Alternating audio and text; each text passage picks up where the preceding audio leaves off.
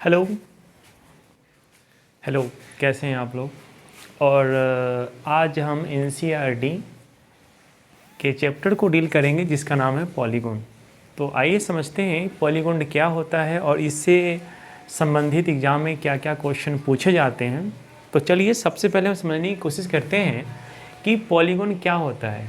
देखिए, पॉलीगॉन का सीधा मतलब ये होता है कि कोई भी फिगर जो 3 या 3 से ज़्यादा लाइन सेगमेंट से बना हो।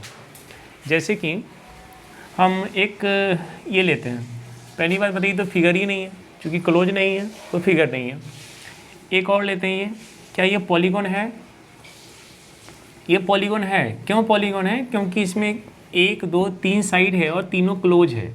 तो पॉलीगॉन का डिफिनेशन मैंने क्या कहा कि कोई भी फिगर जो 3 या 3 से अधिक भुजाओं से बनी हो, पॉलीगॉन कहते हैं।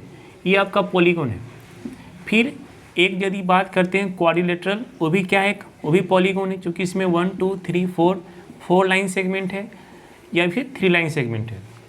इसी तरह यदि 5 लाइन सेगमेंट हो वो भी पॉलीगॉन होगा, 10 लाइन सेगमेंट हो वही पॉलीगॉन होगा। कंडीशन बस इतना ही है कि वो लाइन सेगमेंट होना चाहिए और क्लोज फिगर होना चाहिए। हम क्लोज फिगर क्यों बोल रहे हैं? मान लीजिए कि आप ऐसे देख रहे हैं, ये भी तो लाइन सेगमेंट है ना, 1 2 3 4, लेकिन ये क्लोज नहीं है, तो ये पॉलीगॉन नहीं हो सकता है। पॉलीगॉन का सिर्फ और सिर्फ कंडीशन वही है, made of the 3 and more than 3 line segment. चलिए, पॉलीगॉन समझ में आ गया। तो अब बात करते हैं कि पॉलीगॉन जो होते हैं वो कितने तरह के होते हैं। पॉलीगॉन 2 तरह के होते हैं। सबसे पहले आता है regular polygon, regular polygon polygon, और दूसरा आता है इरेगुलर पॉलीगॉन, रेगुलर पॉलीगॉन। देखिए, दोनों में मेन डिफरेंस क्या है कि रेगुलर पॉलीगॉन में क्या होते हैं, all sides are equal, all sides are equal, सभी जो भुजाएं क्या होती हैं वो बराबर होती हैं। यदि सभी भुजाएं बराबर होंगी तो सभी एंगल ही बराबर होते हैं। All angles are equal, angles are equal. ये 2 मेन प्रॉपर्टी है किसका? रेगुलर पॉलीगॉन का, रेगुलर पॉलीगॉन का। इरेगुलर का इसका उल्टा होता है, उसमें ना साइड इक्वल होंगे, जब साइड ही नहीं इक्वल होंगे तो एंगल भी इक्वल नहीं होंगे। जैसे समझिए, पहले इसका एग्जांपल देखते हैं। ये देखिए, ये मान लीजिए ट्रायंगल है और हम बोले कि बराबर है, ये बराबर है, ये बराबर है। तो जब साइड बराबर होते हैं तो उनके एंगल ही बराबर होते हैं, यानी कि ये एंगल भी इसके बराबर, ये एंगल भी इसके बराबर। ये क्या हो गया? आपका रेगुलर पॉलीगॉन हो गया। ये बात सिर्फ 3 लाइन सेगमेंट पर भी अप्लाई नहीं होती है। आपके पास यदि 10 लाइन सेगमेंट है, 20 लाइन सेगमेंट है, 50 लाइन सेगमेंट है, सब में ये बात सही होती है। बस कंडीशन क्या है कि साइड इक्वल होना चाहिए और उसके इक्वल होंगे तो एंगल भी क्या होंगे? इक्वल होंगे। इरेगुलर पॉलीगॉन देखिए, ये भी तो क्या है? एक पॉलीगॉन ही है, जो कि लाइन सेगमेंट से बने हैं। देखिए, ये भी क्या है? पॉलीगॉन है। लेकिन क्या ये रेगुलर पॉलीगॉन है? आप देखकर बोलेंगे नहीं, रेगुलर नहीं है। ये रेगुलर नहीं, क्यों? क्योंकि इसके साइड ही इक्वल नहीं है, कोई कुछ है, कोई कुछ है, कोई कुछ है। चलिए, आपको ये भी समझ में आ गया। अब हम आगे जो भी बात करेंगे वो सब बात करेंगे हम क्या? रेगुलर पॉलीगॉन पे। और आपके बुक में भी इससे आगे जो बात पढ़नी है वो पढ़नी है अबाउट रेगुलर पॉलीगॉन। चलिए, हम अभी तक जान क्या चुके हैं? रेगुलर पॉलीगॉन में all sides are equal and all angles are equal. अब आगे पढ़ेंगे। आगे ये पढ़ना है कि सम ऑफ ऑल इंटीरियर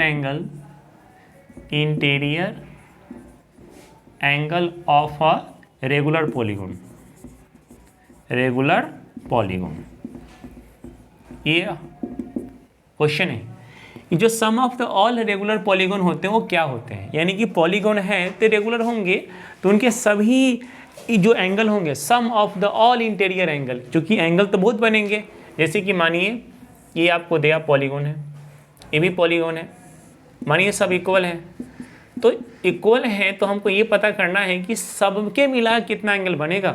कौन एंगल बनेगा? इंटरनल। क्योंकि किसी भी फिगर में 2 एंगल बनते हैं, एक बनते हैं इंटरनल जो कि अंदर होते हैं, और एक बनते हैं बाहर जिसको हम एक्सटीरियर बोलते हैं। जैसे कि इसमें क्या होगा, ये एंगल क्या है? आपका इंटीरियर है, लेकिन ये एंगल क्या है? आपका एक्सटीरियर एंगल है। तो आप समझ पाए इंटीरियर क्या होता है, एक्सटीरियर क्या होता है। तो हम अभी किसकी बात कर रहे हैं? हम सिर्फ बात कर रहे हैं इंटीरियर एंगल की। और सारे इंटीरियर एंगल का सम कितना होता है? हिंदी बोले तो क्या कि सभी आंतरिक भुजाओं का जोड़ क्या होता है। उसके लिए फॉर्मूला ये होता है n-2 इंटू 180। अब इसको हम अप्लाई करके देखते हैं क्या ये कहाँ तक सही होता है। जैसे कि आप जानते हैं, इसको आप याद ही कर लीजिएगा तो ज़्यादा बेहतर होगा, ये वाला पॉइंट को।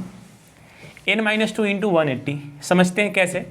एक ट्रायंगल है, आप बचपन से कक्षा 3, 4, 5 से जानते हैं जो ट्रायंगल का सम कितना होता है 180 होता है, और कोई क्वाड्रिलेटरल है उसका सम कितना होता है 360 होता है। ये आया कहाँ से? तो इसका एक जो कॉन्सेप्ट है यहाँ से भी दिया गया है।